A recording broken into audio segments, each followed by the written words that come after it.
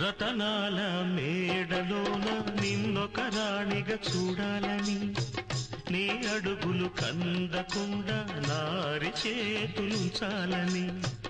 రతనాల మేడలోన నిన్నొక రాణిగా చూడాలని, నీ అడుగులు కందకుండా నారి చేతులుంచాలని ఎంతగా అనుకున్నాను. ఏమిటి చూస్తున్నాను, ఎంతగా అనుకున్నాను, ఏమిటి చూస్తున్నాను.